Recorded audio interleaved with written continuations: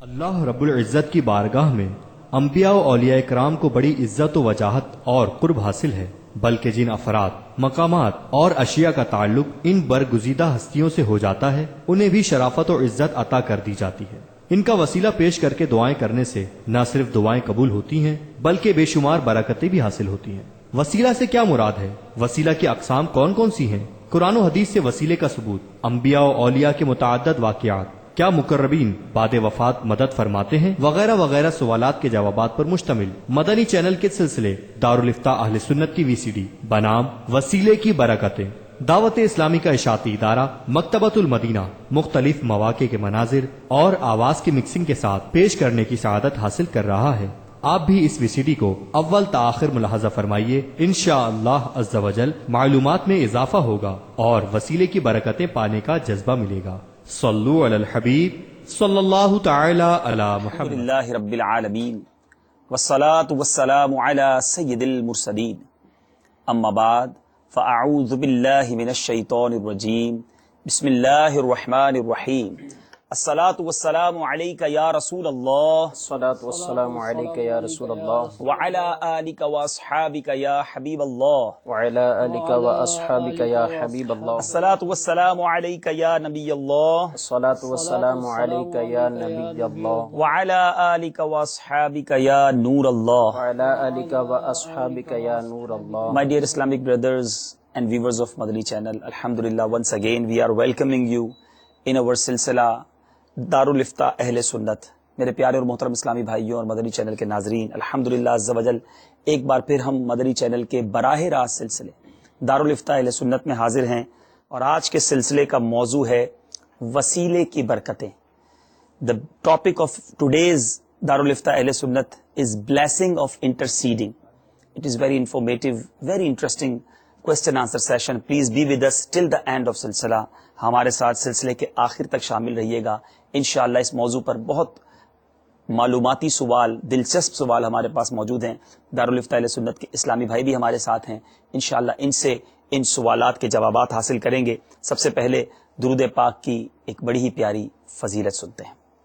سیدنا سہل بن سعد رضی اللہ تعالیٰ عنہ narrates that on one occasion when the holy prophet Rasulullah sallallahu ta'ala alaihi wasallam appeared, Abu Talha radiyallahu ta'ala anhu stepped forward and said, Ya Rasulullah sallallahu ta'ala alaihi wasallam, may my parents be sacrificed for you. حضرت سیدنا سہل بن سعد رضی اللہ تعالیٰ عنہ روایت کرتے ہیں کہ ایک موقع پر سرکار مدینہ راحت قلب و سینہ صلی اللہ تعالیٰ علیہ وسلم تشریف لائے۔ حضرت ابو طلحہ رضی اللہ تعالیٰ عنہ نے کچھ قدم آگے بڑھ کر عرض کی، یا رسول اللہ صلی اللہ تعالیٰ علیہ وسلم، میرے ماں باپ آپ پر قربان۔ Signs of happiness are apparent on your blessed face today. یا رسول اللہ، آپ کے چہرے پر خوشی کے آثار نمایاں ہیں۔ سرکار دو عالم صلی اللہ علیہ وسلم نے کیا ارشاد فرمایا؟ He said, certainly recently Jibreel alayhi salatu wassalam came to me and said, O Muhammad sallallahu ta'ala alayhi wasallam, whosoever recites one durood upon you, Allah azza wa jal will write 10 good deeds for him, forgive 10 of his sins and raise his status 10 times. مدینے والے آقا صلی اللہ تعالی علیہ وسلم نے ارشاد فرمایا، جبریل امین ابھی میرے پاس تشریف لائے اور انہوں نے عرض کیا، یا رسول اللہ صلی اللہ تعالی علیہ وسلم، کوئی بھی آپ کا امتی آپ پر ایک بار درود پاک پڑھے، اللہ تبارک و تعالی اس کے نامہ اعمال میں 10 نیکیاں لکھتا ہے، اس کے 10 گناہ معاف کر دیے جاتے ہیں اور اس کے 10 درجات بلند کر دیے جاتے ہیں۔ اے میرے پیارے اور محترم اسلامی بھائیوں، دنیا بھر میں جہاں کہیں بھی ہوں، غور تو کیجئے، درود پاک ایک بار پڑھیں اور رب کی رحمتوں کے خزانے کیسے مل جاتے ہیں کہ 10 رحمتیں نازل ہوں، 10 نیکیاں مل جائیں، 10 گناہ معاف ہو جائیں اور جنت میں انشاءاللہ 10 درجات بلند ہو جائیں۔ جتنا ہو سکے آقا و مولا صلی اللہ تعالی علیہ وسلم کی ذات والا تبار پر درود پاک پڑھنا اپنا معمول بنائیے۔ آئیے مل کر باواز بلند درود پاک پڑھ لیجئے۔ صلو علی الحبیب صلی اللہ تعالی علی محمد صلی اللہ علیہ وسلم۔ میرے پیارے اور محترم اسلامی بھائیوں، اپنے سوالات کا سلسلہ شروع کرتے ہیں۔ ہمارا ٹاپک ہے، ہمارا موضوع ہے وسیلے کی برکتیں، the blessing of interceding۔ حضور یہ ارشاد فرمائیے کہ وسیلہ کہتے کس کو ہیں؟ اور اس کی شرعی حیثیت کا ہے. What is the definition of وسیلہ انٹرسیڈنگ؟ بسم اللہ الرحمن الرحیم. وسیلہ لغوی معنی کے اعتبار سے کہتے ہیں کسی چیز کو مقصد کے حصول کے لیے سبب بنانا. لغتاً یہ وسیلے کو کہا جاتا ہے. صحیح. اور اصطلاح میں اس کی تعریف یہ ہے کہ دعا کی مقبولیت کے لیے اس چیز کا وسیلہ دینا جو اللہ تعالیٰ کی بارگاہ میں قدر و منزلت اور شان و مرتبہ اور مقام والا ہو.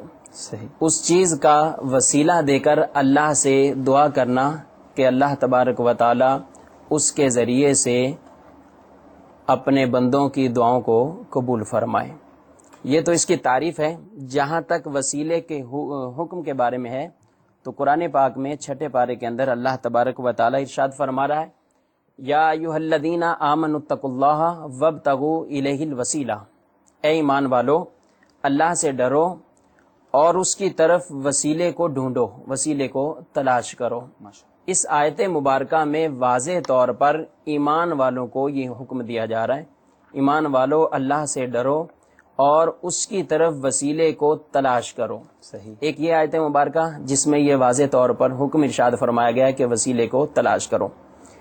اور وسیلہ جو ہے یہ مختلف اعتبار سے ذات کا بھی وسیلہ ہوتا ہے اور اس کے ساتھ ساتھ کسی عمل کا بھی وسیلہ. تو یہاں مفسرین اکرام نے یہ دونوں مراد لیے ہیں کہ ذات کا بھی وسیلہ دیا جا سکتا ہے اور عمل کا بھی وسیلہ، کوئی نیک عمل بھی اللہ کی بارگاہ میں جو ہے پیش کر کے اس کے ذریعے سے دعا کی جائے. اس کی تفصیل انشاءاللہ آئندہ آئے گی. آگے 15 پارے میں ارشاد ہوتا ہے اولئک الذین یدعون یبتغون الی ربہم الوسیلہ، کہ وہ لوگ یعنی وہ کافر لوگ وہ جنہیں پوجتے ہیں وہ خود اللہ کی طرف جو ہے وسیلہ ڈھونڈتے ہیں، وسیلہ تلاش کرتے ہیں.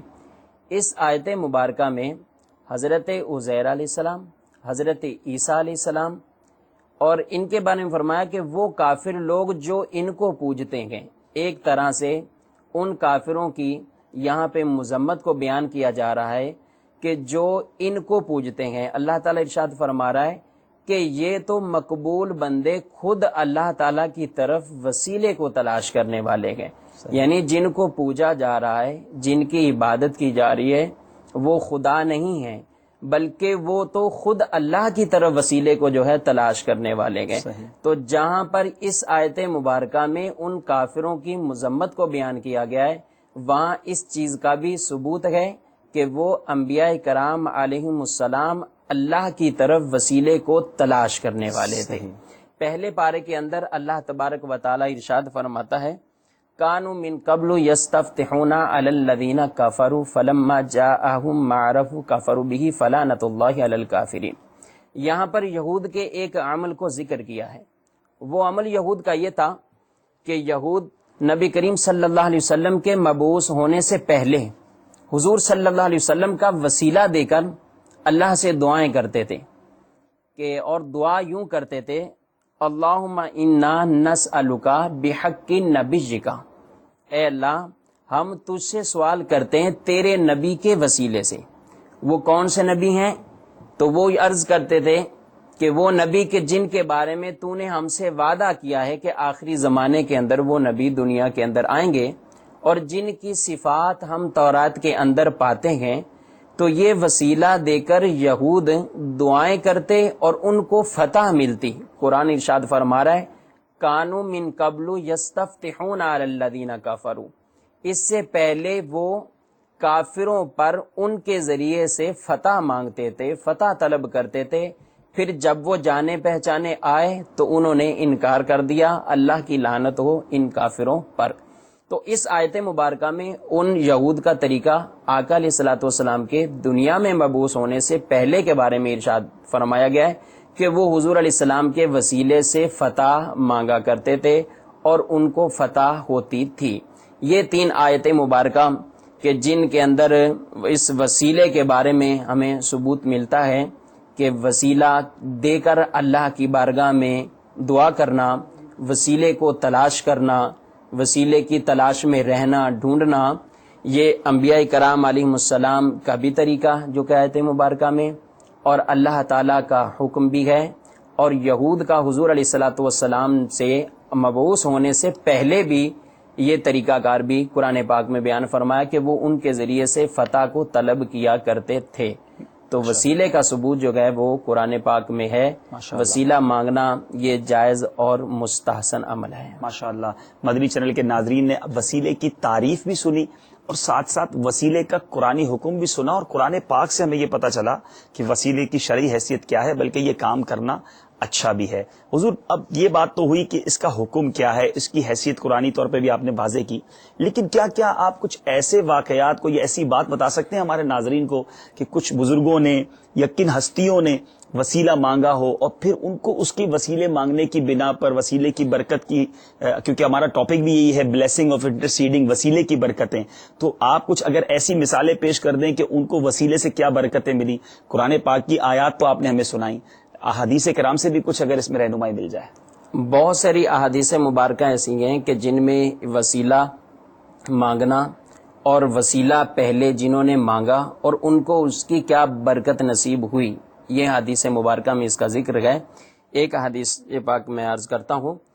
حضرت آدم علیہ نبینا و علیہ الصلوۃ والسلام، آپ سے جب اجتہادی خطا ہوئی اور اس کے سبب پھر آپ زمین پر اتارے گئے، تو آپ زمین پر رو کر اللہ کی بارگاہ میں مغفرت طلب کرتے تھے اور بار بار استغفار کرتے اور مغفرت طلب کرتے رہتے. اور ایک بار اللہ تعالیٰ کی بارگاہ میں دعا حضرت آدم علیہ الصلوۃ والسلام نے کی. اس دعا کا ایک انداز ہی نرالا ہے. وہ انداز یہ تھا کہ دعا میں یہ کلمات کہے کہ اے اللہ، میں تجھ سے تیرے نبی صلی اللہ علیہ وسلم کے وسیلے سے مغفرت طلب کرتا ہوں. ماشاءاللہ. یہ دعا کی. اللہ تبارک و تعالیٰ کی طرف سے حکم ہوتا ہے، اے آدم، تو نے کیسے پہچانا اس محمد صلی اللہ علیہ وسلم کو کہ جن کو ابھی تک جو ہے پیدا نہیں کیا، کیسے اس کو پہچان لیا؟ تو اس وقت انہوں نے حضرت آدم علیہ الصلوۃ والسلام نے عرض کی، اے رب العالمین، جب تو نے مجھے پیدا کیا اور پیدا فرما کر میرے اندر جو ہے روح پھونکی، تو میں نے عرش کے پایوں پر دیکھا، عرش کے پایوں پر دیکھا کہ تیرے نام کے ساتھ محمد عربی محمد مصطفیٰ صلی اللہ علیہ وسلم کا نام مبارک یوں جڑا ہوا تھا کہ لا الہ الا اللہ محمد رسول اللہ صلی اللہ علیہ وسلم، یہ لکھا ہوا تھا.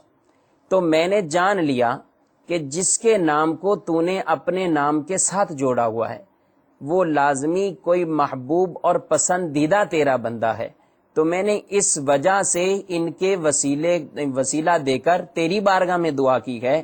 تو اللہ تعالیٰ کی طرف سے حکم ہوتا ہے کہ اے آدم، تو نے سچ کہا، بے شک تمام مخلوق میں سے مجھے سب سے زیادہ وہی پسندیدہ ہے. سبحان اللہ، سبحان اللہ. اور تم نے اس کے وسیلے سے دعا کی ہے، میں نے تمہاری مغفرت کر دی ہے. اور یہ ارشاد فرمایا کہ اگر محمد صلی اللہ علیہ وسلم کو پیدا نہ کرنا ہوتا تو میں تمہیں بھی پیدا نہ کرتا. اور ایک حدیث میں یہاں تک ارشاد فرمایا، لولا کا لما خلقت الافلاق، اگر آپ کو پیدا نہ کرنا ہوتا تو یہ آسمانوں کو پیدا جو ہے وہ نہ کیا جاتا. لولا کا ما خلقت الدنیا، اگر آپ کو پیدا نہ کرنا ہوتا تو اس دنیا کو بھی اللہ تعالیٰ فرما رہا ہے میں پیدا نہ کرتا.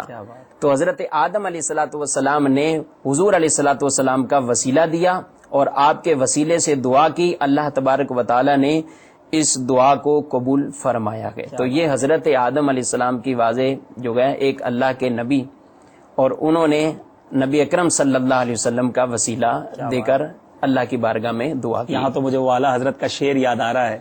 اور واقعی امام اہل سنت کی شاعری پر جب نظر دوڑاتے ہیں تو کئی احادیث کرام اور کئی واقعات اس میں پنہاں ہوتے ہیں. اشارہ ہوتا ہے، وہ جو نہ تھے تو کچھ نہ تھا، وہ جو نہ ہو تو کچھ نہ ہو، جان ہے وہ جہان کی، جان ہے تو جہان ہے. تو یہ تو اتنا مشہور واقعہ بھی ہے. حضرت آدم علیہ الصلوۃ والسلام کی ہم نے توبہ کے بارے میں سنا تو سرکار علیہ الصلوۃ والسلام کا وسیلہ.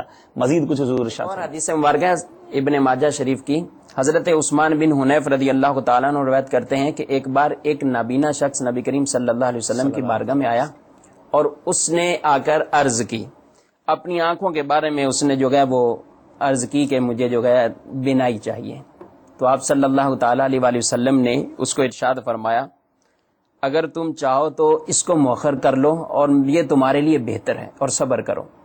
اس نے پھر عرض کی تو آپ صلی اللہ علیہ وسلم نے اس سے جو ہے ارشاد فرمایا ہے کہ نماز پڑھو اور اس کو دعا ارشاد فرمائی۔ یہ وہ عام اور مشہور دعا صلاۃ حاجت والی جو پڑھی جاتی ہے، اس کے الفاظ یہی ہیں: اللہم انی اسألک و توجہ الیک بنبیک محمد النبی رحمہ، یا محمد انی توجہت بک الی ربی فی حاجتی ہذہ لتقضی لی اللہم فشفعہ فیہ۔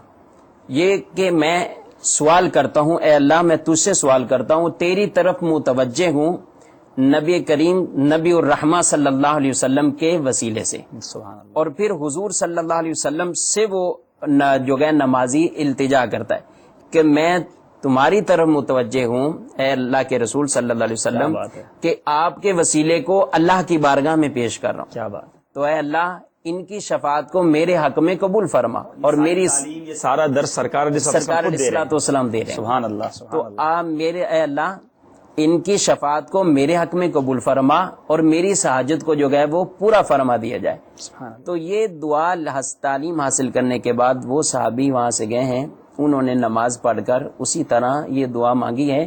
صحابہ کرام کہتے ہیں، روایت میں آتا ہے کہ ابھی ہم جدا نہیں ہوئے تھے، ہماری گفتگو کچھ طویل نہیں ہوئی تھی، وہ واپس لوٹے ہیں، ایسا ہے جیسا کہ ان کی آنکھوں میں کوئی پریشانی والی بات ہی نہیں تھی، یعنی بالکل آنکھیں روشن ہو جاتی سبحان ہیں۔ اللہ، سبحان اللہ۔ تو یہ صحابہ کرام علیہ مردوان کو خود نبی کریم صلی اللہ علیہ وسلم نے یہ تعلیم بھی ارشاد فرمائی ہے، اور یہ تعلیم اور یہ حدیث ان کے لیے خاص جو ہے ان معنوں میں نہیں ہے کہ وہ انہی کے لیے ایک عمل تھا، بلکہ ساری امت کے لیے، قیامت تک کے آنے والے مسلمانوں کے لیے، وہ بھی اگر کسی پریشانی اور مصیبت میں مبتلا ہوں تو وہ یہی صلاۃ حاجت جو ہے اس کو ادا کریں، اور اس کے بعد یہ دعا مانگے، حضور علیہ السلام کا وسیلہ اللہ کی بارگاہ میں دیں، انشاءاللہ حاجتیں دور ہوں گی اور پریشانیاں مصیبتوں سے نجات ملے گی۔ سبحان اللہ۔ مدنی چینل کے ناظرین، بہت زیادہ واضح آج ہمارے سامنے ہوا، قرآن پاک کی آیات ہم نے سنی، احادیث کرام سنی، اور صحابہ کرام کا عمل بھی سنا۔ اب چلتے ہیں اگلے سوال کی طرف کہ حضور قرآنی آیات سے ہم نے وسیلے کا ثبوت سنا، صحابہ کرام کا طرز عمل کیا تھا، وہ کس طرح وسیلہ مانگتے تھے، کچھ اولیاء کرام کے واقعات بھی اگر اس بارے میں ارشاد فرما دیں تو مزید اس پر ہماری معلومات میں اضافہ ہو جائے گا۔ جس طرح صحابہ کرام علیہم الرضوان اور قرآن پاک میں اس کا تذکرہ کیا گیا وسیلے کا، اسی طرح بزرگان دین اولیاء کرام کے بکثرت اس طرح اقوال و ارشادات ہیں کہ جو شمار سے باہر ہیں، جو انہوں نے وسیلے کے لیے پیش کیے، لیکن ہم قلیل وقت میں برکت کے لیے چند ہی پیش کرتے ہیں۔ جی جی۔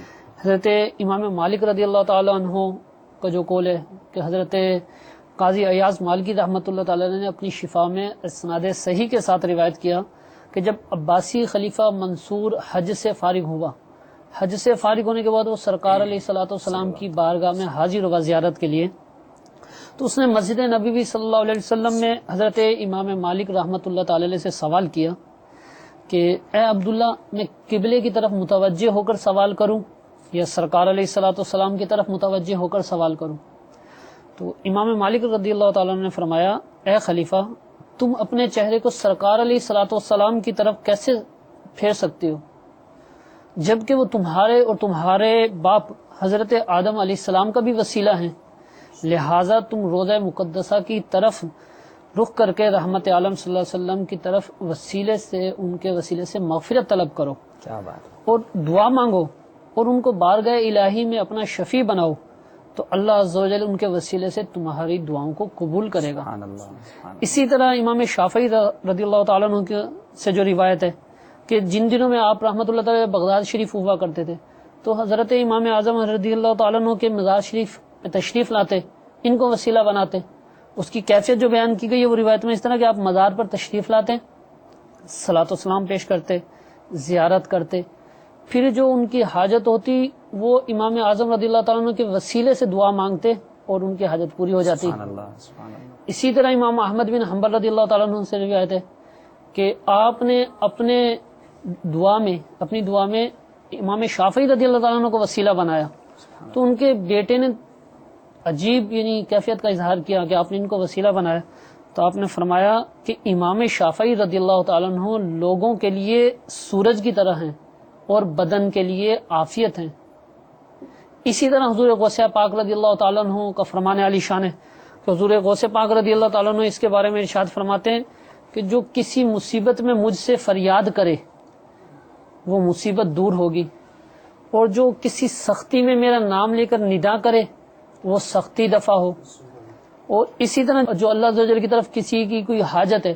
وہ اس حاجت میں مجھ کو وسیلہ بنائے تو وہ حاجت پوری ہو۔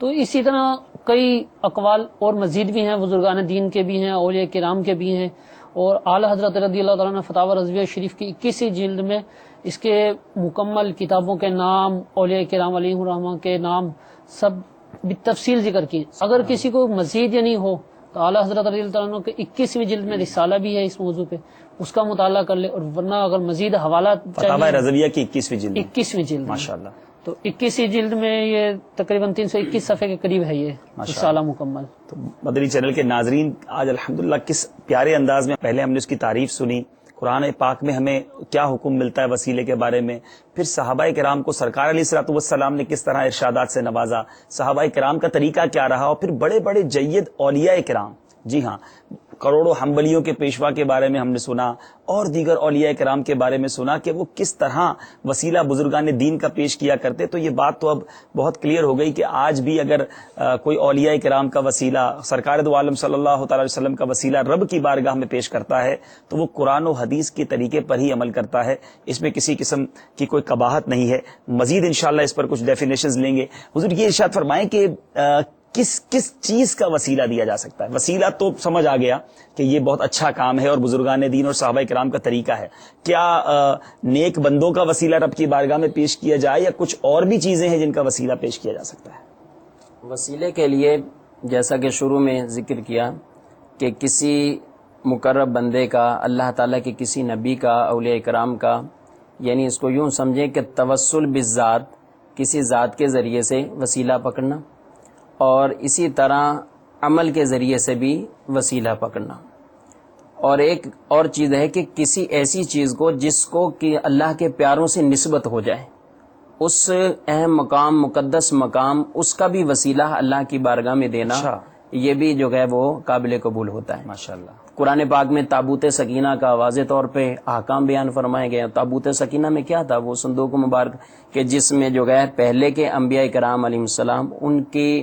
جو ہے چھوڑی ہوئی چیزیں، کسی کے جو ہے وہ نالین شریف ہیں، حضرت موسیٰ علیہ السلام کا عصا مبارک ہے، حضرت سلیمان علیہ السلام کی انگوٹھی ہے، تو یہ چیزیں تو ان کے بارے میں آتا ہے کہ بنی اسرائیل ان کا وسیلہ دے کر اللہ کی بارگاہ میں جو ہے وہ دعائیں کرتے تھے، اور انہی کے وسیلہ دے کر وہ فتح پا لیا کرتے تھے۔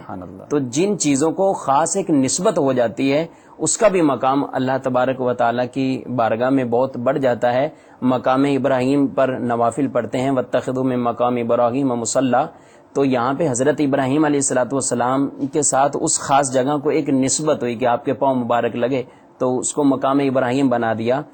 اور ان الصفا والمروۃ من شعائر اللہ، ان کو ایک خاص نسبت حضرت حاجرہ رضی اللہ تعالیٰ عنہ سے ہوئی، تو ان کو شاعر اللہ سے جو ہے کہا گیا ہے۔ تو یہ جن چیزوں کو کسی اللہ کے پیارے بندے، کسی اللہ کی پیاری بندی کے ساتھ نسبت ہو جائے تو ان کا وسیلہ بھی دے کر اللہ کی بارگاہ میں ہم جو ہے دعا کر سکتے ہیں۔ قرآن پاک میں واضح طور پر ایک حکم ہے۔ حضرت زکریہ علیہ السلام، حضرت مریم کے کھالو تھے حضرت زکریہ علیہ السلام، مختصراً عرض کرتا ہوں کہ یہ ان کی پرورش میں آئے، انہوں نے ان کے لیے ایک محراب، ایک حجرہ سا جو ہے وہ بنا دیا۔ حضرت مریم رضی اللہ تعالیٰ عنہ اس کے اندر عبادت کیا کرتی تھی۔ حضرت زکریہ علیہ السلام صبح و شام جا کے ان کو جو ہے وہ دیکھتے بھی، اور جو چیز ان کو ضرورت کی ہوتی کھانا وغیرہ وہ بھی پیش کیا جاتا۔ قرآن پاک میں ارشاد فرمایا جا رہا ہے کلما دخل علیہا زکریا المحراب وجد عندہا رزقا، آپ جب محراب کے اندر جاتے ہیں وہاں پر تو وہاں ایک رزق پاتے۔ اس کے بارے میں علماء تفاسیر لکھتے ہیں کہ کیا ہوتا تھا، سردیوں میں گرمی کے پھل اور گرمیوں میں سردی کے پھل حضرت مریم رضی اللہ تعالیٰ عنہ کے پاس اس حجرے کے اندر موجود ہوتے۔ جب آپ نے یہ معاملہ دیکھا، سردیوں کے اندر گرمی کے پھل، گرمیوں میں سردی کے پھل، تو انہوں نے حضرت مریم سے پوچھا کہ انا لکی ھذا، کہ یہ کہاں سے آتا ہے آپ کے پاس؟ قالت ہوا من عند اللہ ان اللہ یرزق من یشاء بغیر حساب، انہوں نے کہا اللہ کی طرف سے آتا ہے، اللہ جسے چاہے بغیر حساب کے رزق عطا فرماتا ہے۔ تو حضرت زکریہ علیہ الصلوۃ والسلام ان کے چونکہ دعا مانگا کرتے تھے لیکن بیٹا ان کا جو ہے اولاد کا سلسلہ یہ نہیں تھا، تو انہوں نے وہاں کھڑے ہو کر، علماء لکھتے ہیں اس وجہ سے کہ یہاں پر اس حجرے میں اس محراب کے اندر بے موسم کی جو ہے ان کو پھل ملتا ہے، گرمیوں میں سردی کے پھل مل جاتے ہیں، سردیوں میں گرمی کے پھل ملتے گئے، تو اب بظاہر میری بھی عمر زیادہ ہو چکی ہے، وہ اولاد کا ایک سلسلہ جو ہے اس سے عمر تجاوز کر چکی ہے، لیکن یہاں دعا انہوں نے مانگی اس گھر سے کہ اللہ تعالی مجھے بھی اس مقام کی برکت سے، بظاہر تو بے موسم کی اولاد ہے کیونکہ عمر تجاوز ہو چکی ہے، لیکن یہاں بے موسم کا پھل اگر اللہ عطا فرماتا ہے تو میں اس وسیلے سے دعا کرتا ہوں اللہ تعالیٰ مجھے اولاد بھی عطا فرمائے۔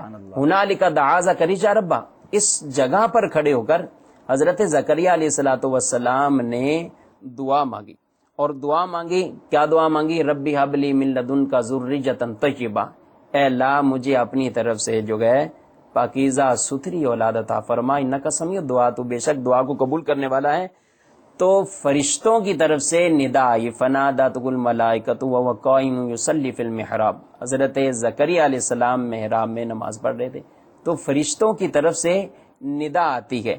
وہ ندا کیا آتی ہے کہ ان اللہ یبشرک بیحییٰ، کہ اللہ تعالی آپ کو بشارت دیتا ہے حضرت یحییٰ علیہ السلام کی، بیٹے کی بشارت ملی، اس کا نام بھی یحییٰ فرمایا گیا، اور اللہ تعالیٰ کی طرف سے حکم ہوا کہ وہ بیٹا بھی آپ کو ایسا ملا ہے کہ اس کو بھی نبوت عطا فرمائی گئی ہے۔ سبحان اللہ۔ تو علماء اکرام نے تفاسیر کے اندر بھی ان آیت مبارکہ جو یہ بیان کی گئی سورہ آل عمران کی، اس کے تحت یہ لکھا ہے کہ یہ وہ مقام کہ جہاں پر حضرت مریم رضی اللہ تعالیٰ عنہ عبادت کرتی تھی، اس مقام پر کھڑے ہو کر انہوں نے دعا مانگی ہے، کیونکہ وہ مقام کو ایک نسبت حاصل ہے، ان کی عبادت کے ساتھ نسبت حاصل تھی، تو اس وجہ سے انہوں نے یہاں پر دعا مانگی، اللہ تعالیٰ نے اس کی برکت سے دعا کو قبول فرمایا اور اولاد بھی عطا فرمائی ہے۔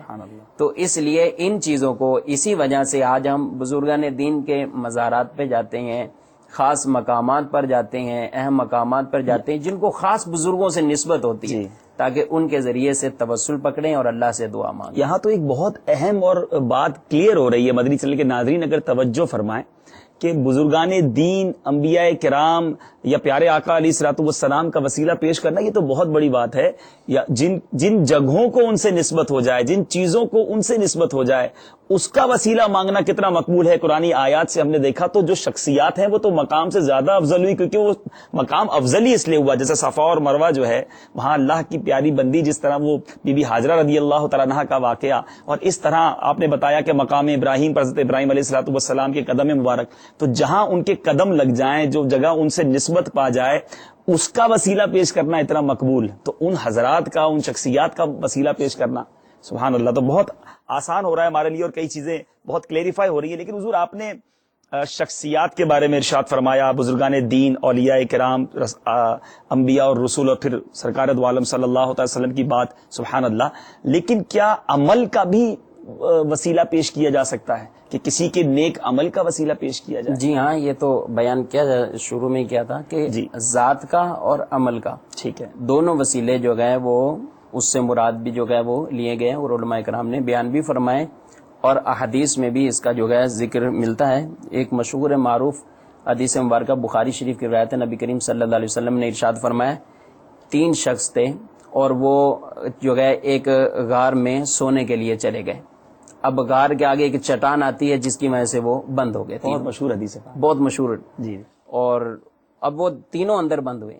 جب تینوں بند ہوئے تو اب انہوں نے آپس میں باہمی جو ہے مشورہ کیا کہ اب اللہ کی بارگاہ میں جو ہے دعا کریں، لیکن اپنا کوئی عمل اللہ کی بارگاہ میں پیش کریں، وہ عمل جو اللہ تعالیٰ کی رضا کے لیے کیا ہو، تو وہ عمل پیش کریں۔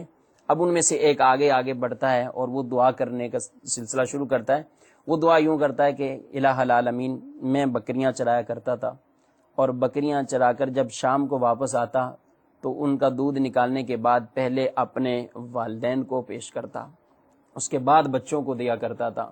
ایک مرتبہ جنگل میں چراتا چراتا بہت دور نکل گیا، بالآخر جب گھر آیا تو دیکھا میرے جو ہے والدین سو چکے تھے. اب وہ سو گئے، میں نے دودھ نکالا، اپنے بچوں کو بھی نہیں دیا، ان کے سرہانے کھڑا رہا، ادبن ان کو جگایا بھی نہیں، بیدار بھی نہیں کیا، یہاں تک کہ کھڑے کھڑے مجھے صبح ہو گئی. اسی طرح والدین کا جو ہے مقام اور مرتبہ اور احترام بھی اس میں جی واضح تو ہوتا ہے. انہوں نے کہا کہ صبح ہو گئی، اور پھر جب وہ صبح اٹھے تو اس وقت میں نے ان کو جو ہے دودھ جو ہے پیش کر دیا. اے اللہ، میرا یہ عمل تیری بارگاہ میں قابل قبول ہے، تو اس کے ذریعے سے وسیلہ سے ہمیں اس مصیبت سے چھٹکارا عطا فرما دے. روایت میں آتا ہے چٹان جو ہے تھوڑی سی نیچے سر گئی، لیکن اتنی جگہ نہیں ملی کہ وہ لوگ باہر نکلیں. دوسرے کو کہا تم بھی کچھ مانگ، دعا جو ہے کرو.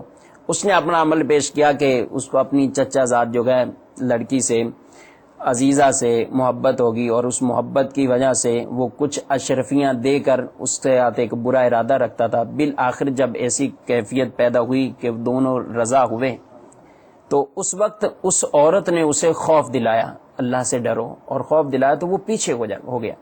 صرف اس وجہ سے جبکہ وہ اس کو پیسے بھی دے چکا تھا، اشرفیاں بھی دے چکا تھا، تو وہ اس گناہ سے پیچھے ہٹ جاتا ہے، بچ جاتا گیا. جب اس نے اس کو اللہ کا جو ہے خوف دلایا تو وہ پیچھے ہو گیا، اور پھر اسی بات کو اللہ کی بارگاہ میں جو ہے دعا کے اندر ذکر کر رہا ہے، باری تعالیٰ میں محض تیرے خوف سے اس گناہ سے پیچھے، میرا عمل تیری بارگاہ میں قابل قبول ہے، تو ہمیں اس مصیبت سے نجات عطا فرما دے. چٹان پھر تھوڑی سی نیچے سرکاتی، لیکن پھر بھی اتنی جگہ نہیں ملتی کہ وہ لوگ نکلیں. اب تیسرے کو کہا کہ آپ بھی دعا مانگو. اس نے بھی اپنا ایک عمل پیش کیا کہ یا اللہ تو جانتا ہے میرے پاس کئی مزدور آتے تھے، کام کرتے تھے، میں سب کو مزدوریاں دیا کرتا تھا. ایک دن ایسا ہوا کہ ایک شخص بغیر اپنی اجرت لیے چلا جاتا ہے، میں نے اس کی اجرت کو مزید اپنے ہی کاروبار کے اندر جو ہے وہ لگایا. ایک طویل عرصہ گزرتا ہے، اس کے بعد وہ شخص کہیں سے آتا ہے اور مجھے آ کے یاد دلاتا ہے، یاد کرو میں نے تیرے پاس کام کیا تھا، میں نے پیسے نہیں لیے تھے، وہ اجرت چاہیے. تو وہ شخص اس سے کہتا ہے کہ یہ دیکھ رہے ہو کتنے اونٹ ہیں، یہ بکریاں ہیں، یہ کتنے غلام ہیں، یہ سارے لے جاؤ. وہ حیران ہوتا ہے اور اس سے کہتا ہے کہ مذاق کر رہے ہو میرے ساتھ، اتنے اونٹ ہیں، اتنی بکریاں ہیں اور غلام ہیں. تو کہا ہاں یہ سب کچھ تیرا ہی ہے، میں مذاق نہیں کر رہا، تیرے پیسے تجارت میں لگے تھے، اس سے نفع ہوتا رہا، آج دیانتداری سے تمہیں دے رہا ہوں. تو وہ شخص خوشی خوشی لے کے چلا جاتا گیا. تو یہی اللہ کی بارگاہ میں وسیلہ دیا، باری تعالیٰ یہ میرا عمل، میں اسی کا وسیلہ دے کر جو ہے دعا کرتا ہوں. حدیث میں آتا ہے ان تینوں نے اپنے نیک اعمال کا وسیلہ دیا، اللہ تبارک و تعالیٰ کی طرف سے اس چٹان کو دور کر دیا گیا. سب لوگ خدا کا شکر ادا کرتے ہوئے وہاں سے نکل آتے ہیں. تو یہ تو طویل حدیث مبارکہ کہ اس کے اندر یہ 3 افعال کا ذکر کیا. اس کے علاوہ بھی آدمی نے کئی ایسے کام خلوص کے ساتھ، اخلاص کے ساتھ، للہیت جس میں کو اللہ کو راضی کرنا مقصود کو، ایسے اعمال ان کا وسیلہ دے کر اللہ کی بارگاہ میں جو ہے وہ دعا کی جا سکتی ہے اور دعا کرنی چاہیے. انشاءاللہ ان کی برکت سے بھی دعا قبول ہوتی ہے. سبحان اللہ. تو ہمیں پتہ چلا کہ مدنی چینل کے ناظرین کے وسیلہ اعمال کا بھی دیا جا سکتا ہے، نیک لوگوں کا بھی دیا جا سکتا ہے، مبارک مقامات کا بھی دیا جا سکتا ہے، اور اس کی برکتیں ملتی ہیں. اور یہ جو ہم نے طویل روایت، بہت بہت پیاری روایت ہے، اور اگر اس میں مزید غور کیا جائے، جہاں اس میں وسیلے کی دلیل مل رہی ہے وہاں یہ بات غور طلب ہے کہ یہ 3 افعال ایسے تھے. پیارے آقا علیہ الصلوۃ والسلام کی زبانی ہمیں یہ وہ واقعہ ملتا ہے. اور پھر اس روایت کی اگر ہم مزید ڈیپ میں جائیں کہ اس میں کیا بیسکس تھیں، ایک تو یہ کہ ماں باپ کا اتنا ادب کیا اس شخص نے، ساری رات وہ جاگتا رہا، اور اس کی برکت سے جب وہ عمل رب کی بارگاہ میں پیش کیا گیا تو اللہ تعالیٰ کے کرم سے وہ آفت بھی اس سے دور ہوئی. یہاں وہ اسلامی بھائی جو ماں باپ والے ہیں، جن کے والدین حیات ہیں، اس سے یہ بھی تو ہمیں درس مل رہا ہے کہ اپنے والدین کا اگر ادب کریں گے، اگر اپنے والدین کے ہم خیر خواہی کریں گے، ان کی دعائیں لیں گے، تو اس سے یہ برکت حاصل ہوگی کہ انشاءاللہ یہ رب کی بارگاہ میں مقبول ہو جائے گا اور ہم پر آنے والی مصیبتیں بلائیں دور ہو جائیں گی. دوسری بات پر اگر غور کرتے ہیں تو دوسری بات یہ تھی کہ ایک شخص اس بات پر قدرت رکھتا تھا وہ کہ بدکاری کر لے، برا کام کر لے، مگر خوف خدا کی بنا پر وہ اس بدکاری سے باز آیا. آج ہمارے معاشرے میں یہ بلا بھی بہت عام ہے. وہ نوجوان اسلامی بھائی جو مجھے سن رہے ہیں، اس سے بھی توبہ کیجئے. آج اگر موقع ہے، آسانی ہے اور برائی کی طرف ہم جا سکتے ہیں، لیکن سوچئے تو صحیح کہ رب تو دیکھ رہا ہے. یہ برا فعل اللہ کے خوف سے چھوڑ دیجئے. آپ نے دیکھا کہ اس شخص نے یہ برائی چھوڑی, اس کا وسیلہ پیش کیا, مولا کریم نے مصیبت دور کر دی. آج اپنے نفس پر قابو کر لیجئے, برائی سے اپنے آپ کو بچا لیجئے, انشاءاللہ مولا کریم ہماری آفتوں کو بھی دور فرمائے گا. تیسری بات جو اس حدیث پاک, اس روایت سے ہمیں ملتی ہے کہ امانت کی پاسداری, کہ کسی شخص نے تھوڑی رقم دی تھی مگر اس کی وہ رقم بڑھتی چلی گئی اور جب وہ واپس آیا تو اس نے پوری رقم واپس کی. آج ہم سوچیں کہ آج اگر ہمارے پاس کوئی امانت رکھ کے جاتا ہے, کیا ہم اسے پوری لوٹاتے ہیں؟ یا اگر کوئی بھول جاتا ہے تو ہم بھی کہتے ہیں چلو بھول گیا, جان چھوٹ گیا, یہ پیسہ میرا ہو گیا. ایک ایک روپے کا حساب دینا ہوگا. ہمارا موضوع یہ نہیں ہے, لیکن چونکہ اس سے 3 الگ الگ ٹاپکس ہمیں مل رہے تھے تو اس پر بھی غور کیجئے. اور اگر ان تینوں میں سے کسی عمل میں خدا نہ خواستہ کسی برائی میں مبتلا ہیں, توبہ کیجئے, انشاءاللہ اس کی برکتیں ہمیں نصیب ہوں گی. آئیے اپنے اگلے سوال کی طرف چلتے ہیں کہ حضور یہ ارشاد فرمائے کہ بڑا انٹرسٹنگ سوال ہے اور ہو سکتا ہے مدنی چینل کے کئی ناظرین کے ذہن میں بھی یہ پیدا ہوتا ہو کہ ٹھیک ہے بزرگان دین کا وسیلہ پیش کیا جانا چاہیے, لیکن کیا زندوں کا وسیلہ پیش کر سکتے ہیں یا فوت شدگان کا جن دنیا سے پردہ فرما چکے ہیں ان کا بھی وسیلہ پیش کر سکتے ہیں؟ زندہ اور مردہ دونوں کا وسیلہ پیش کیا جا سکتا ہے. ٹھیک ہے, کیونکہ اگر اس کی ہم بیسک دیکھیں تو بیسک ہے کہ جس کا وسیلہ ہم پیش کر رہے ہیں وہ اللہ عز و جل کی کہ ہاں اتنا مقرب ہے کہ اگر ہم اس کا وسیلہ پیش کریں گے تو اللہ عز و جل اس کی برکت سے ہمیں دے گا, ہماری دعا قبول ہوگی, ہماری حاجت روائی ہوگی, یا ہماری جو بھی پریشانیاں وہ دور ہوگی. تو اس کے زندہ ہونے سے یا اس کے فوت ہو جانے سے کسی چیز کا کوئی تعلق نہیں ہے. جس طرح زندہ سے کیا جا سکتا ہے وسیلہ, اسی طرح فوت شدہ کو بھی وسیلہ پیش کیا جا سکتا ہے. اسی پہ علامہ آلوسی علیہ رحمہ ماشاءاللہ مفسر ہیں, تو انہوں نے ارشاد فرمایا کہ سرکار علیہ الصلوۃ والسلام کی زندگی اور آپ کے وصال کے بعد آپ کی عزت و وجاہت کا وسیلہ پیش کرنا اور آپ کی بارگاہ میں دعا کرنے میں کوئی حرج نہیں سمجھتا. ماشاءاللہ, سبحان اللہ. اسی طرح ایک ہمارے واقعہ بھی ہے کہ جو ہماری رہنمائی کرتا ہے کہ جس طرح سرکار علیہ الصلوۃ والسلام کا ہم نے سنا کہ ایک شخص سرکار علیہ السلام کی بارگاہ میں حاضر ہوا, اس نے دعا کی تو اس کو آنکھیں ملی. تو اسی طرح ایک اور واقعہ حضرت عثمان غنی رضی اللہ تعالیٰ عنہ کے دور میں بھی ہوا کہ ایک شخص نے سرکار علیہ الصلوۃ والسلام کی بارگاہ میں جو دعا اس وقت انہوں نے پڑھی تھی تو وہی دعا کسی صحابی نے انہیں سکھائی, انہوں نے وہی دعا پڑھی اور ان کی حاجت روائی ہو گئی. اسی کا یعنی تفصیل ہے کچھ اس طرح کہ حضرت عثمان غنی رضی اللہ تعالیٰ کے دور حکومت میں ایک شخص کو حضرت عثمان غنی رضی اللہ تعالیٰ سے کوئی کام تھا, لیکن حضرت عثمان غنی رضی اللہ تعالیٰ اپنی مصروفیت کی بنا پر تو اس کو ٹائم نہیں دے پا رہے تھے, اس کا نہیں سن سکتے تھے مسئلہ, تو وہ مسلسل آتا جاتا رہا لیکن یہ کچھ نہ ہوا. تو اس نے حضرت عثمان ابن حنیف رضی اللہ تعالیٰ سے عرض کی کہ حضور میرا یہ معاملہ ہے تو آپ کچھ مدد فرما دیں.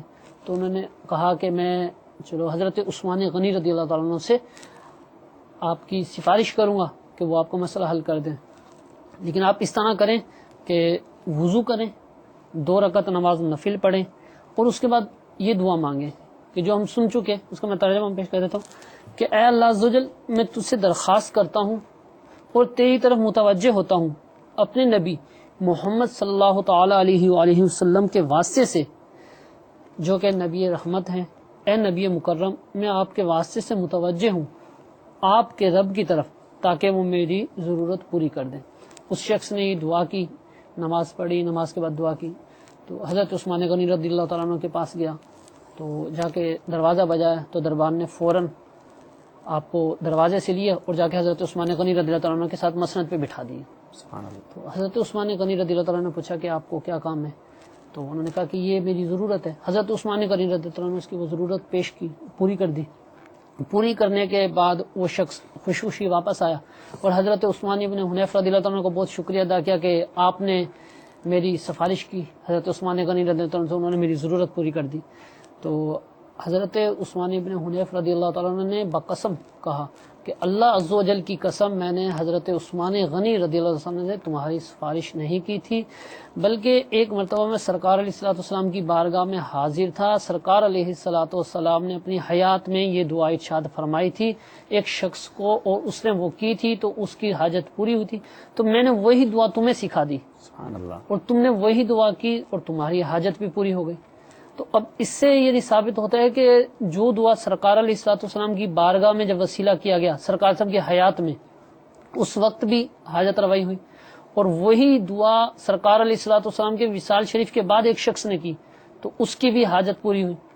تو اس سے ہمیں بخوبی معلوم ہوتا ہے کہ وسیلہ کسی کو بنانے میں زندہ یا مردہ ہونے میں کوئی فرق نہیں پڑے گا، اصل چیز اللہ عز و جل کی بارگاہ میں اس کا مقرب ہونا ہے، اور وہی اس وسیلے کا۔ اور یہ تو ہمارا ویسے بھی عقیدہ ہے کہ انبیاء کرام ہوں یا حیات ہیں، وہ الحمدللہ حیات ہیں، اولیاء کرام اپنی مزارات میں رونق افروز ہیں، تو چاہے وہ ظاہری حیات میں ہوں یا پردہ فرما چکے ہوں، آپ کی اس گفتگو سے یہ ثابت ہوا کہ وسیلہ بنانے میں کوئی حرج نہیں ہے، بلکہ جب مقامات کا وسیلہ بنایا جا سکتا ہے تو وہ بزرگ جو اپنے مزار میں برکتیں لٹا رہے ہیں ان کا وسیلہ بنانے میں۔ تو کیا اب ایک تو وہ ہے نا جو ہم نے پہلے شروع میں سنا کہ عبادت کی کس مقام جگہ پہ، محراب پہ، اس محراب کو ان سے نسبت ہوئی، عبادت کی نسبت کی وجہ سے اس کا مقام بڑھ گیا۔ صحیح، وہ جگہ، وہ مقام جہاں پر اللہ کے پیارے نبی صلی اللہ علیہ وسلم یا اللہ کے پیارے کوئی بندے، برگزیدہ بندے، نیک بندے جہاں تشریف فرما ہیں، جہاں ان کا جسم مبارک رکھا گیا ہے، جس حصے کے ساتھ ان کے جسم کو نسبت ہو چکی ہے، وہ عبادت گزار بندہ جہاں پہ ہو تو وہ تو ایک مقام اور بڑھ جاتا ہے اس کا۔ تو یہ ایک بہت عجیب سی بات ہے، اور عموماً ذہنوں میں یہ آتی رہتی ہے کہ زندگی میں وسیلہ کر لیا تھا وصال کے بعد۔ ایسا قرآن پاک میں جو ارشاد فرمایا گیا ہے، وَلَوْ أَنَّهُمْ إِذْ ظَلَمُوا أَنفُسَهُمْ جَاءُوكَ فَاسْتَغْفَرُوا اللَّهَ وَاسْتَغْفَرَ لَهُمُ الرَّسُولُ لَوَجَدُوا اللَّهَ تَوَّابًا رَحِيمًا، کہ اگر لوگ اپنی جانوں پر ظلم کر بیٹھیں اور اے نبی صلی اللہ علیہ وسلم آپ کے پاس آئیں اور یہاں استغفار چاہیں، اللہ سے مغفرت طلب کریں اور رسول صلی اللہ علیہ وسلم ان کے لیے سفارش کریں، تو اللہ کو ضرور رحیم اور مغفرت کرنے والا پائیں گے وہ لوگ۔ تو یہاں پر اللہ تعالیٰ ویسے بھی معاف فرمانے والا ہے، مغفرت فرمانے والا ہے، رحیم ہے، لیکن آیت مبارکہ کے الفاظ جو ارشاد فرمائے گئے ہیں وہ کیا ہیں؟ لوگ ظلم کریں اپنی جانوں پر اور پھر آئیں حضور علیہ السلام کے پاس۔ تو یہ آیت مبارکہ صرف زندگی میں نہیں بلکہ آپ کے بعد بھی، اور ایک اعرابی کے بارے میں آتا ہے کہ وہ خود نبی کریم علیہ الصلوۃ والسلام کا وصال کے 3 دن گزرے تھے، تو وہ آئے اور انہوں نے آ کر جو ہے یہی آیت مبارکہ پڑھی اور اپنے سر پر جو ہے وہاں سے مٹی لی، سر پر ڈالی اور عرض کی یا رسول اللہ صلی اللہ علیہ وسلم، اللہ نے جو آپ پر اتارا آپ نے ہمیں بتایا، وہ ہمیں سکھایا، ہم نے سیکھا، اسی سے پڑھ رہا ہوں کہ اپنی جانوں پر ظلم کریں، آپ کے پاس آئیں، آپ ہماری سفارش فرمائیں۔ تو وہ بار بار یہی عرض کرتے رہے۔ روایتوں میں آتا ہے کہ قبر انور سے آواز آئی قد غفر لکا، تیری مغفرت فرما دی گئی ہے۔ تو یہ حضور نبی کریم علیہ الصلوۃ والسلام کے جانے کے بعد ہی وہ عربی جو ہے وہاں پر آئے تھے، بلکہ اس کے بارے میں تو علماء نے لکھا اب یہ تو وہ کہ جو وہاں پر مزار شریف پر حضور علیہ الصلوۃ والسلام کے روزے انور پہ حاضر ہو جائے، کیا بات، بلکہ یہاں ارشاد فرمایا جا رہا ہے کہ آپ کسی بھی مقام پر ہو، کسی بھی جگہ پر ہو، اگر جان پر ظلم کر بیٹھیں، کوئی گناہ کر بیٹھیں، اپنی توجہ خاص کو اس طرف مبذول کر دیجئے، توجہ سے وہاں پر، اور حضور علیہ الصلوۃ والسلام کے پاس گویا کہ یوں سمجھے کہ آپ حاضر ہو چکے ہیں، اب سفارش طلب کریں، اللہ کے رسول ضرور سفارش فرمائیں گے اور اس کو جو ہے مغفرت کی جو ہے بشارت ملے گی۔ اور انبیاء کے بارے میں ویسے بھی ہمارا یہی عقیدہ ہے، وہ زندہ ہیں، قبروں کے اندر حیات ہیں، الانبیاء احیاء فی قبورہم فنبی اللہ حی یرزق، اللہ کے نبی زندہ ہیں قبروں پہ، اللہ کے نبی زندہ ہیں، ان کو رزق دیا جاتا ہے۔ ان اللہ حرم علی الارض ان تاکل اجساد الانبیاء، اللہ تعالیٰ نے حرام فرمایا زمین پر اس بات کو کہ وہ انبیاء کے جسموں کو کھائیں۔ تو یہ انبیاء کرام علیہ السلام وہ کل نفس ذائقۃ الموت، اس کے تحت یہ ہر ایک کے ساتھ یہ موت کا معاملہ آنا ہے۔ اس کے بعد اللہ نے ان کو جو ہے زندگی عطا فرمائی ہے۔ حضرت بلال رضی اللہ تعالیٰ عنہ، حضرت عمر فاروق رضی اللہ تعالیٰ عنہ کے دور مبارک میں بارش کا مسئلہ ہوا تھا، تو انہوں نے جا کر حضور علیہ الصلوۃ والسلام کی قبر انور پر کہ یا رسول اللہ صلی اللہ علیہ وسلم امتی بارش چاہ رکھے ہیں، لوگ پریشان ہو رہے ہیں، بارش کا معاملہ ہے۔ تو حضرت بلال کے خواب میں حضور صلی اللہ علیہ وسلم تشریف لائے، تو آپ نے ارشاد فرمایا عمر سے ہمارا سلام بھی کہیں اور ان سے کہیں نرمی اختیار کریں اور بارش بھی تمہیں ملے گی۔ اور روایت میں آتا ہے کہ ان کو جب زیارت ہوئی انہوں نے پھر سلام جو ہے وہ جا کر کہا کہ حضور علیہ السلام نے سلام دیا ہے۔ حضرت عمر فاروق رضی اللہ تعالیٰ عنہ زارو قطار رونے لگ جاتے ہیں اور بارش بھی ان کو جو ہے نصیب ہوئی ہے. تو اس طرح کے صحابی کا عقیدہ بھی ایسے کلیئر ہوا جی کہ ایک صحابی جا کے سرکار کے روضے بحضرت بلال کا جس طرح آپ نے واقعہ بتایا سرکار سے مانگ رہے ہیں، فریاد کر رہے ہیں. تو الحمدللہ یہ تو قرآن و حدیث سے ثابت ہے. اور بہت آپ نے پیاری وہ آیت، بڑی مشہور آیت آپ نے تلاوت کی کہ خود قرآن کا حکم ہے کہ سرکار علیہ الصلوۃ والسلام کے دربار میں حاضر ہو جائیں. وہی اعلیٰ حضرت کا شعر مجھے پھر یاد آ رہا ہے، وہی رب ہے جس نے تجھ کو ہمتن کرم بنایا، ہمیں بھیک مانگنے کو تیرا آستہ بتایا، تجھے حمد ہے خدایا. سرکار علیہ الصلوۃ والسلام کا وسیلہ پیش کرنا اور ان کی بارگاہ میں جانا تو خود قرآنی حکم ہے. اور ہمارے بڑے بڑے بزرگان دین، امام بصیری کو کون نہیں جانتا، قصیدہ بردہ شریف کون نہیں پڑھتا، دنیا بھر میں اس کی دھوم ہے. اور قصیدہ بردہ شریف کا اگر میں یہ کہوں کہ سب سے زیادہ اگر کوئی مشہور شعر ہے تو وہ شعر یہی ہے، یا ربی بالمصطفیٰ بلغ مقاصدنا واغفر لنا ما مضى یا واسع الکرم.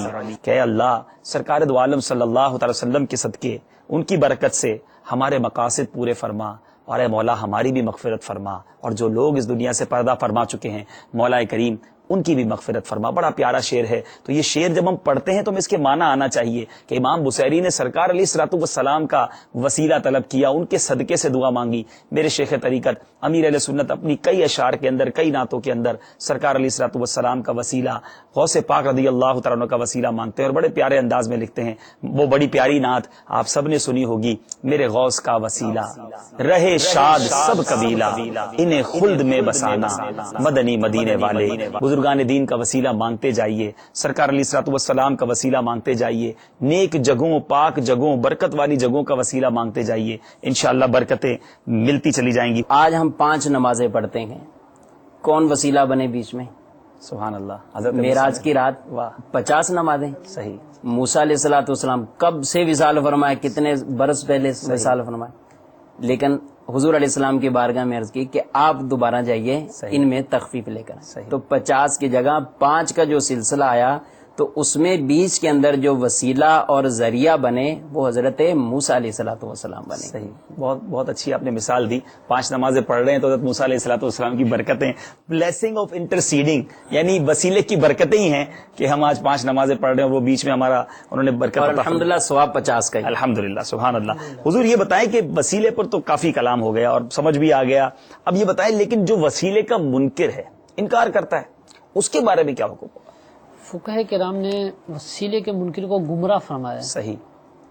اور اس کے بارے میں یہ ہے کہ ایسا شخص گمراہ ہے اگر کوئی وسیلے کا انکار کرتا ہے تو، کیونکہ اب تو قرآن و حدیث سے قرآن سے، حدیث سے، بزرگان دین سے، صحابہ کرام کے عمل سے، ہر چیز سے ثابت ہے.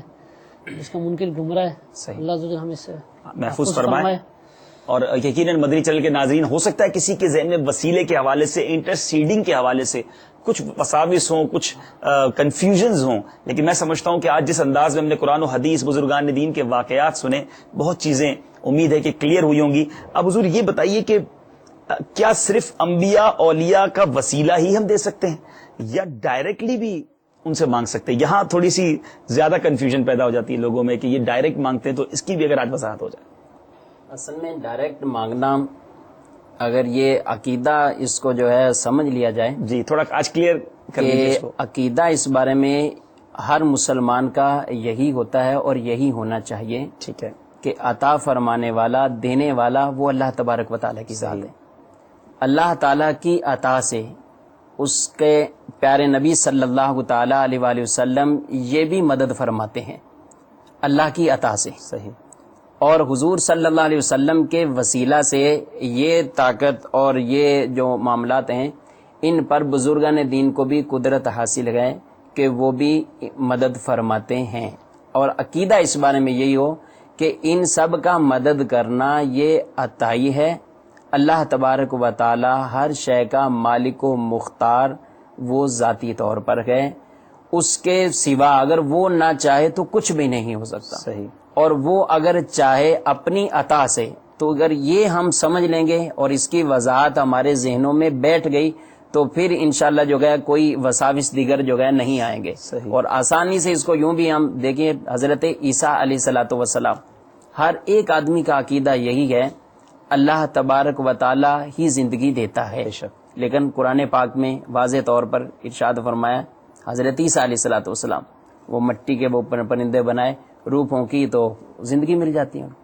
وہ شفا اللہ ہی دیتا ہے، لیکن حضرت عیسیٰ علیہ الصلوۃ والسلام قرآن پاک میں ان کے بارے میں آتا ہے کہ وہ جو گئے برس والوں کو شفا دیتے گئے، لیکن اللہ کے اذن سے. تو یہاں پر یہ جو گئے فرق ہو جائے گا. تو غیر خدا سے مانگنا، طلب کرنا، اس کو عموماً جو گئے ایسے ہی بول دیا جائے کہ یہ شرک ہے یا یہ بدعت ہے، یہ گناہ ہے، ایسا نہیں ہے. اگر ہم قرآن پاک میں دیکھیں، احادیث طیبہ کا مطالعہ کریں، تو کئی مقام پر ایسے ہیں کہ صحابہ کرام علیہ رضوان نے خود نبی کریم صلی اللہ علیہ وسلم سے طلب بھی کیا ہے اور مانگا بھی ہے. قرآن پاک میں اللہ تبارک و تعالی ارشاد فرماتا ہے، قال من انصاری الی اللہ قال الحواریون نحن انصار اللہ. حضرت عیسیٰ علیہ السلام کا قول ہے، انہوں نے کہا کہ کون ہے میرا مددگار. تو یہاں پر ان حواریوں سے کہا جا رہا ہے. ان حواریوں نے کیا کہا؟ نحن انصار اللہ، ہم ہیں دین خدا کے جو ہے مددگار. تو مددگار کون؟ وہ حواری. وہ کہہ رہے ہیں کہ ہم کریں گے مدد. قرآن پاک میں ایک اور مقام پر ارشاد فرمایا ہے، فَإِنَّ اللَّهَ وَمَوْلَاهُ وَجِبْرِيلُ وَصَالِحُ الْمُؤْمِنِينَ. بے شک اللہ مددگار اور جبریل مددگار اور نیک مومن بھی مددگار ہے. تو ان آیت مبارکہ جن کا یہ واضح طور پر یہ ثبوت ملتا ہے، ان تنصر اللہ ینصرکم، اگر تم دین خدا کی مدد کرو گے تو اللہ تمہاری مدد کرے گا. تو کسی کی مدد کرنا یہ ثابت ہے، غیر اللہ کا مدد کرنا یہ ثابت ہے، اس سے مانگنا یہ بھی ثابت ہے احادیث مبارکہ سے. لیکن فرق یہاں پر یہی رکھا جائے گا، واضح فرق ہے کہ وہ دینے والا جو ہے، دینے والی ذات اللہ کی ہے. جو کچھ وہ دیں گے، عطا کریں گے، وہ اللہ کے اذن سے، اللہ کی عطا سے. مشہور حدیث پاک ہے، نبی کریم علیہ الصلوۃ والسلام کو حضرت ربیعہ رضی اللہ تعالیٰ عنہ وضو کراتے تھے. حضور علیہ الصلوۃ والسلام نے ایک مرتبہ ارشاد فرمایا، سل ربیعہ، اے ربیعہ مانگ. کیا مانگ؟ قسمت ہے ان کی، ان کو فرمایا جا رہا ہے مانگو کیا مانگنا ہے. اور یہاں مطلقاً ارشاد فرمایا مانگو کیا مانگنا ہے. تو حضرت ربیعہ رضی اللہ تعالیٰ عنہ یہ کیا مانگ رہے ہیں؟ اسألک مرافقتک فی الجنہ. یا رسول اللہ صلی اللہ علیہ وسلم، میں آپ سے سوال کرتا ہوں، میں مانگتا ہوں، کیا مانگتا ہوں؟ جنت چاہیے اور آپ کی رفاقت چاہیے. آپ کی رفاقت مجھے جنت میں چاہیے. تو صحابی کا عقیدہ بھی کتنا مطلب پختہ اور واضح طور پر یہاں پر جو ہے ارشاد فرمایا جا رہا ہے کہ مجھے جنت میں آپ کی رفاقت. تو یہ صحابہ اکرام علیہ رضوان کا عقیدہ بھی کہ نبی کریم علیہ السلام جنت بھی عطا فرما سکتے ہیں اور اپنی رفاقت بھی عطا فرما سکتے ہیں. کئی احادیث اس کے علاوہ جو گئے جنگوں کے ہم واقعات ایسے سے آئیں گے ہمارے سامنے. حضرت قتادہ رضی اللہ تعالیٰ عنہ آنکھ لے کر آئے حضور علیہ السلام کے سامنے، آنکھ نکل آئی. اب کیا کرتے وہ بھی جانتے ہیں، سب صحابہ اکرام علیہ رضوان بھی دیکھ رہے ہیں. نبی کریم علیہ السلام پھر آگے یہ نہیں فرمایا جا رہا کہ یہ کیا مانگ رہے ہو مجھ سے، میں آنکھ تمہیں دوں گا، میں شفا دوں گا، بلکہ آپ نے اس آنکھ مبارک کے اس حصے کو حضرت صحابی کے لیا اور آنکھ پر رکھ کر اپنا لعب دہن لگایا. وہ صحابی کا یہ کہنا ہے کہ پہلی آنکھ سے زیادہ نظر آتا ہے مجھے. سبحان اللہ. واقعات واقعی بہت سارے ہیں، اتنے زیادہ ہو جائیں گے، لیکن فرق وہی ہے، یہ اللہ کی عطا سے. بالکل ایگزیکٹلی. اگر یہی فرق سمجھ لیا جائے مدنی چینل کے ناظرین، کہ اگر کوئی کسی ولی سے، کوئی کسی صحابی سے، کسی نبی سے مدد مانگ رہا ہے، پکار رہا ہے، تو یہاں مانگنا، وہاں مدد طلب کرنا وہ یہی ہے کہ وہ اللہ کی عطا سے عطا کر رہے ہیں. یہ عقیدہ ہونا چاہیے، اور الحمدللہ یہ اہل سنت والجماعت کا عقیدہ ہے. اور اللہ تبارک و تعالیٰ جو عطا فرماتا ہے وہ اس کا خود کا ہے، وہ مالک ہے. اللہ کی عطا سے کوئی ولی، کوئی نبی مدد کر سکتا ہے، اس کی عطا کے بغیر، اس کی اجازت کے بغیر کوئی مدد نہیں کر سکتا. میرے پیارے اور محترم اسلامی بھائیوں، آج کا سلسلہ ہم نے سنا وسیلے کی برکتیں، بلیسنگ آف انٹرسیڈنگ. امید کرتا ہوں ہمیں آج بہت ساری معلومات ملی ہوں گی. اور بھی سوالات ہو سکتا ہے آپ کے ذہن میں آ رہے ہوں، آپ ٹیلی فون اٹھائیے. الحمدللہ دارالفتہ اہل سنت 12 گھنٹے، جی ہاں، round a clock, any day, any time, from any part of the world, آپ جہاں سے چاہیں فون کریں. دارالفتہ کے اسلام بھائی آپ کے لیے موجود ہیں، آپ کو انشاءاللہ شرعی رہنمائی فراہم کریں گے. اور اس کے ساتھ ساتھ اگر آپ چاہتے ہیں کہ آپ ای میل کیجئے تو ہمارے دارالفتہ کے اسلامی بھائیوں کو آپ چاہیں تو ای میل بھی کر سکتے ہیں، darulifta@dawatislami.net. اس ای میل ایڈریس پر آپ اپنا جو ہے وہ ای میل کریں، کسی بھی ٹاپک پر آپ سوال کریں، انشاءاللہ آپ کو جواب دیا جائے گا. اپنے سلسلے کے آخر میں انشاءاللہ دعوت اسلامی کے مدنی ماحول کی ایک بہار سنتے ہیں. An Islamic brother from Bhawal Nagar, Punjab, Pakistan says, I had been extremely fond of watching films due to the rich company and environment at school. ایک اسلامی بھائی جن کا بہاول نگر پنجاب سے تعلق ہے، وہ لکھتے ہیں، وہ بتاتے ہیں کہ میں بہت زیادہ شوقین تھا فلمیں دیکھنے کا اسکول میں برے ماحول ملنے کی وجہ سے. I used to travel to even other cities like Lahore, Okara and Karachi just to see films. یعنی وہ کہتے ہیں کہ میں دیگر شہروں کا سفر کرتا پکچرز اور فلموں کو دیکھنے کے لیے. I would even go to girls' college to tease the girls because of the evil effects of watching the bad films. I was also habitual of shaving my beard daily. Even worse, I started working for theaters and circuses. Endangering my life, my family was extremely worried and concerned. وہ کہتے ہیں کہ میں اور لڑکیوں کے colleges کے باہر جاتا، ان کو تنگ کرنے کے لیے، بدنگاہی کرنے کے لیے، اور ساتھ ساتھ میں اپنی داڑھی کو بھی اپنے چہرے سے نوچ ڈالتا، منڈا دیتا تھا. اور مزید کہتے ہیں کہ میں اس وجہ سے میرے گھر والے بھی بہت مجھ سے زیادہ ناراض تھے، پریشان تھے. تھیٹر، سرکسز اور نہ جانے ایسی جگہوں پر جانا ہوا کرتا. One day, my father consulted the responsible Islamic brother of Dawat Islami in our local area and decided to send me with the Madani Kafla. On the last day, the Amir gave me a booklet entitled Black Scorpions to read. When I read the booklet, I became very fearful. I immediately repented and decided to keep a beard. Having returned from the Madani Kafla, I also took part in the weekly Sunnah inspiring Ijtima and purchased the audio cassette Speech Dhal Jayegi Ye Jawani from Maktabatul Madina. When I returned home and heard the cassette, my entire world had changed. وہ کہتے ہیں کہ میرے والد صاحب نے علاقے کے اسلامی بھائیوں سے رابطہ کیا، اسلامی بھائیوں نے مجھ پر انفرادی کوشش کی. میں مدنی قافلے میں سفر پر گیا اور وہاں امیر قافلہ نے مجھے ایک رسالہ پیش کیا، کالے بچھو. جب میں نے وہ رسالہ پڑھا، بلیک اسکارپینز، میں بہت گھبرا گیا، کیونکہ اس میں واقعہ ہی ایسا لکھا ہوا ہے. اگر اب تک آپ نے وہ رسالہ نہیں خریدا یا یہ بیان نہیں سنا، امیر اہل سنت کا یہ رقت انگیز بیان ہے، کالے بچھو. اب مدنی چینل پر بھی اس کی سلائیڈ چلتی ہیں، اس کی وی سی ڈی حاصل کیجئے، اور ورنہ یہ رسالہ حاصل کیجئے، یہ بکلیٹ حاصل کیجئے. دعوت اسلامی کی ویب سائٹ پر بھی آپ جا کر اس کو ریڈ کر سکتے ہیں. وہ اسلام بھائی کہتے ہیں کہ جب میں نے وہ پڑھا تو میں گھبرا اٹھا، خوف خدا سے لرز اٹھا، اور میں نے اپنے چہرے پر داڑھی سجا لی. جب میں واپس آیا قافلے سے تو میں ہفتہ وار اجتماع میں بھی جانا شروع ہو گیا.